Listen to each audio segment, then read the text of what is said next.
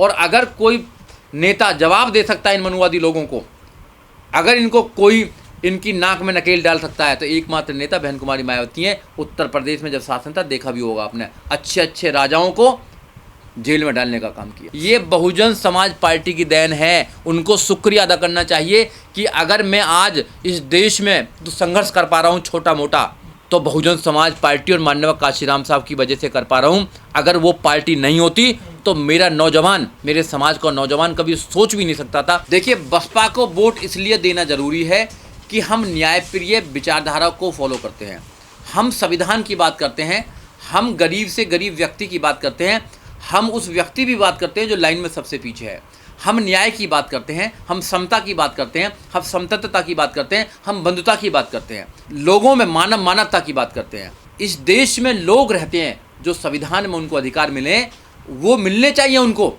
ये बहुजन समाज पार्टी बहुत ही ताकत के साथ अपनी बात को रखने का काम करती है।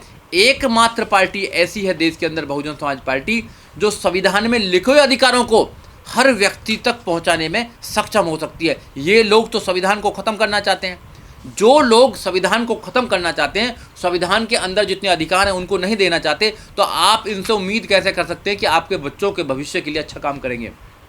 अगर कोई पार्टी है इस देश के अंदर जो बहुजनों के लिए, इस देश के लोगों के लिए अच्छा काम कर सकती है, आने वाली जनरेशन के लिए एक अच्छा माहौल बना सकती है, यहाँ इस देश के अंदर एक भाईचारा पैदा कर सकती है, एकमात्र पार्टी बहुजन समाज पार्टी है। उसकी नेता बहन कुमारी मायावती हैं। इसलिए सारे लोगों को, बहुजनों को, दलितों को, महिलाओं को, अल्पसंख्यकों को, सब लोगों को मन बनाकर 2024 में बहुजन समाज पार्टी को वोट देना चाहिए, बहुजन समाज पार्टी की सरकार बनानी चाहिए। बहुजन समाज पार्टी, मैंने पहले जैसे बताया कि देश के तीसरे नंबर की सबसे बड़ी पार्टी है। मैं नहीं कहता, ये इलेक्शन कमीशन कहने का काम करते हैं। अब वो लोग या तो पढ़ते नहीं हैं या अफवाह उड़ाने का काम करते हैं।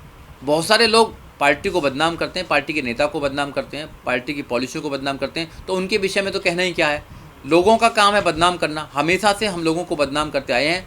हमारा सोना अगर 24 कैरेट का भी है तो उसको भी पीतल बताने का काम करेंगे, अगर उनकी कोई पीली चीज़ भी है ना तो उसको सोना बताने का काम करेंगे। ये मीडिया का काम है। मेन स्ट्रीम मीडिया इस देश के अंदर जो गंद फैलाने का काम कर रहा है वो आप सब लोगों को पता है। इसलिए मीडिया में इनके लोग बैठे हैं और इनकी दूसरी जो वो पार्टी है कांग्रेस, बीजेपी की बी टीम जो है कांग्रेस, तो बी टीम ने भी कितने जो है पत्रकार हैं उनको बैन करने का काम किया, करने काम किया।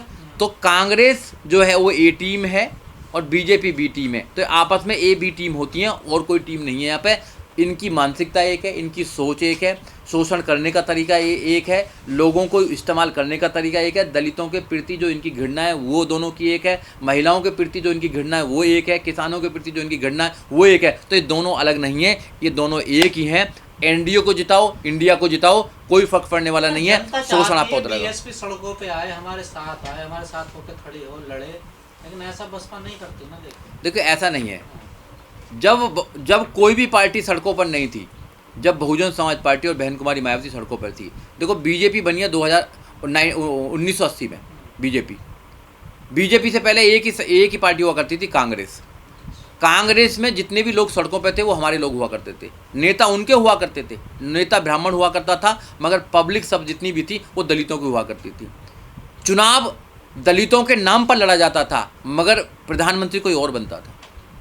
अब अंतर ये है कि यह नेता भी अपना ही है, पब्लिक भी अपना ही है और राज्य भी अपना ही है। ये डर लगता है इनको। जैसे ही बिहार में जाति आधारित जनगणना का पता लगा कि भैया ओबीसी की इतनी जनसंख्या है, एससी की इतनी जनसंख्या, हम तो 15% ही रह गए और 15% पे तो जमानत भी जब्त हो जाती है, जमानत भी नहीं बचती है। तो इनको ये डर लग रहा है कि अगर लोगों को ये पता लग गया कि तुम्हारी जनसंख्या कितनी है जाति के आधार पर, तो फिर हमारा क्या होगा। जो सदियों से इस देश में धर्म के नाम पर खाते कमाते आए हैं, सदियों से इस देश के अंदर भ्रष्टाचार फैलाते आए हैं, भ्रष्टाचार करते आए हैं, सदियों से इस देश के अंदर जातियों में लोगों को बांटते आए हैं, नफरत फैलाते आए हैं, धर्म के नाम पर बांटते आए हैं। अब उन लोगों को एक खतरा हो गया है कि इनके जो नौजवान साथी हैं वो राजा बनने की सोच रखने लगे हैं, क्योंकि माननीय काशीराम साहब ने इनके अंदर एक ऐसी आग पैदा कर दी है कि हर व्यक्ति अब जवाब देना जानता है, हर व्यक्ति आंखों में आंखें डालकर सवाल करता है। और बाबा साहब डॉक्टर अम्बेडकर के उस वाक्य को लोग पढ़ चुके हैं जो बाबा साहब डॉक्टर अम्बेडकर ने कहा था कि अपनी दीवारों पर जाकर लिख दो तुम्हें इस देश का शासक बनना है। तो लोग अब तैयार हो रहे हैं। SC ST OBC माइनॉरिटीज अल्पसंख्यक लोग तैयार हो रहे हैं और बाबा साहब डॉक्टर अम्बेडकर की उस बात को इस देश में लागू करना चाहते हैं। इसलिए इनको डर लगता है। लोग इसलिए बहुजन समाज पार्टी के खिलाफ षड्यंत्र करते हैं और ऐसी ऐसी चीज़ें। चर्चा क्यों नहीं कहीं पर भी? चर्चा कौन करेगा? चर्चा stream media, main stream media में होती है। मेन स्ट्रीम मीडिया आपका हमारा नहीं है। मेन स्ट्रीम मीडिया चर्चा हर जगह है। अब गाँव में सर्वे करिए ना, जाइए गाँव में सर्वे करने के लिए। आज भी गरीब से गरीब व्यक्ति ये बताएगा कि शासन किसका चाहता, पूछना आप। शासन बहुजन समाज पार्टी का था। भैया ये जुमले बोलते हैं।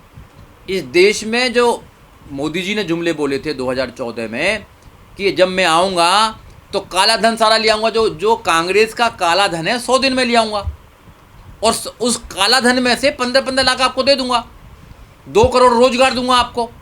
और इस बात को इंडोर्स करने के लिए रामदेव भी सुबह सुबह 4 बजे उठते थे और चिल्लाते थे, आपको 70 रुपया लीटर चाहिए पेट्रोल, 30 रुपया लीटर चाहिए। तो देश की पब्लिक कहती थी 30 रुपया लीटर चाहिए, कहती थी। उसके बाद में 70 भी छोड़ो 100 हो गया। फिर सवाल पूछा किसी और से तो उसको जवाब कैसे मिला सबको पता है। तो इसलिए अगर लोगों को सवाल पूछा जाए लोगों से कि आपको बहन जी की सरकार चाहिए या किसी और की चाहिए, तो 99% लोग ये कहेंगे कि हमें बहन कुमारी मायावती जैसा शासन चाहिए। दुश्मन भी ये कहता है शासन, प्रशासन, अनुशासन अगर किसी पार्टी में है तो वो पार्टी है बहुजन समाज पार्टी। और अगर कोई नेता जवाब दे सकता है इन मनुवादी लोगों को, अगर इनको कोई इनकी नाक में नकेल डाल सकता है, तो एकमात्र नेता बहन कुमारी मायावती हैं। उत्तर प्रदेश में जब शासन था देखा भी होगा आपने, अच्छे राजाओं को जेल में डालने का काम किया। पर आप पे आरोप है कि आप ईडी सीबीआई से डरते हैं। कौन आरोप लगा रहा है? उसको लेकर आओ ना पहले सामने। खामोखा आरोप लगते रहते हैं। अरे काहे का आरोप है? कौन लगाता आरोप? कौन लगा रहा है तो बताओ ना पहले। उस आदमी को लेकर आओ जो आरोप लगा रहा हो, जब जवाब देंगे। अब ना वो आदमी है और ना हुआ, काल्पनिक क्वेश्चनों को क्यों पूछते हो? बताओ। कोई आरोप नहीं है। हम पे आरोप है कि हम जब सरकार में आते हैं तो हम इस देश में मानवता को बचाने का काम करते हैं। हम पे आरोप है कि हम संविधान की बात करते हैं। हम पे आरोप है कि संविधान में हर अधिकार को लिखे हुए को हम लोगों को देना चाहते हैं। हम लोगों को एजुकेशन देना चाहते हैं, हम लोगों को रोजगार देना चाहते हैं और हम इंसानियत को बचाना चाहते हैं। ये आरोप हम पे है, इनको स्वीकार करते हैं। दलित पर अत्याचार होती तो बसपा क्यों नहीं पहुंचती वहाँ? अगर चंद्रशेखर जा सकता तो बसपा क्यों नहीं जा सकता? भैया सबसे ज़्यादा बसपा ने, चंद्रशेखर 2 दिन पहले आ गया। 40 साल से बहुजन समाज पार्टी इस देश में बहुजनों की लड़ाई लड़ने का काम कर रहे हैं। बाबा साहब डॉक्टर अम्बेडकर की अगर जय जयकार किसी ने कराने का काम किया तो माननीय काशीराम साहब हैं। महापुरुषों को दोबारा से स्थापित करने का काम किसी ने किया तो माननीय काशीराम साहब। और माननीय काशीराम साहब की खून पसीने की अगर कोई पार्टी है तो बहुजन समाज पार्टी है। और बहुजन समाज पार्टी इस देश में बाबा साहब डॉक्टर अम्बेडकर के सपनों को पूरा कर सकती है। किसका नाम ले रहे हो यार तुम? बताओ। तुलना भी करना गलत है। आजकल दिलों में है, देखिए दलितों के। अब भैया दिलों में है बिलों में है ये तो मुझे पता नहीं है, वो तो पता लग जाएगा। जनता इस पर करती है, कुछ दिन के बाद में सब पता लग जाएगा। लोगों को आधा पता लगे, आधा भी पता लग जाएगा। तो मैं इस बात पर ज़्यादा कुछ कमेंट नहीं करना चाहता हूँ। लोग डिसाइड करते हैं, लोग डिसाइड करते हैं। देखो ऐसा है, इन सवालों का कोई मतलब नहीं है। मतलब कैसे नहीं है? इन सवालों का इसलिए कोई मतलब नहीं है कि बहुजन समाज पार्टी ने लोगों को लड़ना सिखाया है। उनमें से एक चंद्रशेखर आज़ाद भी है, उनमें से करोड़ों लोग नौजवान हैं।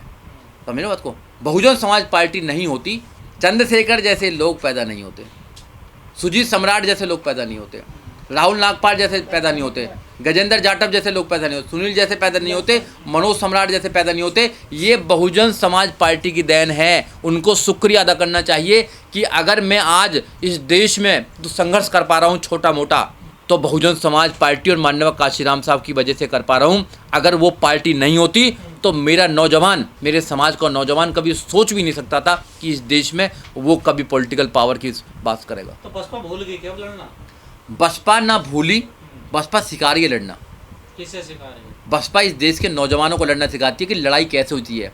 लड़ाई ऐसे नहीं होती कि लड़ाई लड़ो और खुद ही भैया वहाँ पे सेक्रीफाइस होकर आ जाओ, खुद ही कुर्बान होकर आ जाओ, खुद ही भैया वहाँ पे FIR करवा लो, खुद ही जेल चले जाओ, खुद ही जेल चले जाओ।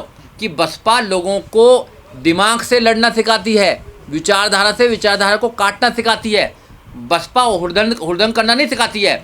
बसपा विचारधारा को तैयार करती है, काडर को तैयार करती है। बसपा ये नहीं सिखाती कि आप जाइए हो करिए, FIR करवाइए, जेल में डलवा दीजिए। ये बसपा नहीं सिखाती है। बसपा लोगों को रियल लड़ना सिखाती है कि जहाँ जो ताकत इस्तेमाल होती है वहाँ करती है। सारंगपुर की आप बात कर रहे हैं, सब्बीरपुर की बात कर रहे हैं। सब्बीरपुर में एकमात्र नेता बहन कुमारी मायावती थी जिन्होंने इस्तीफा देने का काम किया। ये हमारा नारा नहीं है। ये तो अगर ये कहीं भी बहन कुमारी मायावती ने कहा हो, मानव काशीराम साहब ने कहा हो, आप लेकर आइए। ये तो पत्रकारों की और कुछ मनुवादी लोगों की ये एक प्रकार से षड्यंत्र है, हमें बदनाम करना चाहते हैं। तो ये ब्राह्मण सम्मेलन क्या है, ये प्रबुद्ध सम्मेलन क्या था ये? देखिए, ब्राह्मण सम्मेलन ने प्रबुद्ध सम्मेलन था। अगर कोई अपने समाज को ये बताना चाहता है कि बहुजन समाज पार्टी एकमात्र ऐसी पार्टी है जो सब समाजों को मान सम्मान देती है, तो इसमें गलत क्या है? इसमें हम कैसे रोक सकते हैं? अगर हमारी पार्टी में सभी समाज के लोग काम करते हैं, चाहे मुस्लिम हैं, दलित हैं, ओबीसी हैं, ब्राह्मण हैं, सब कुछ काम करते हैं, क्योंकि सर्वजन हिताय सर्वजन सुखाय की बात करते हैं। अगर कोई मुस्लिम समाज अगर टोपी लगा रहा है, अकबर व अल्लाह कर रहा है, तो हमारा ये काम नहीं है कि उसको रोका जाए। उसका ये हमारा काम है कि आप अपने धर्म को मानिए, क्योंकि आपको आज़ादी मिली है संविधान के अंदर, और अपने लोगों को समझाइए। कोई किसी प्रकार से अपने लोगों को समझाना चाहता है तो उसमें पार्टी क्या कर सकती है? पार्टी तो कर तो जो आप कह रहे हैं वही बीजेपी, कांग्रेस, आम आदमी पार्टी, ये भी तो यही कह रहे हैं। हमारी पार्टी गाय के नाम पर लोगों का लिंचिंग नहीं करती है, धर्म के नाम पर लोगों को मारती नहीं है, धर्म के नाम पर भ्रष्टाचार जो हो रहा है, धर्म के नाम पर जो भाईचारे को खत्म किया रहा वो नहीं करती। हमारी पार्टी संविधान की बात करती है, और अन्य जो पार्टियां संविधान को खत्म करना चाहती हैं।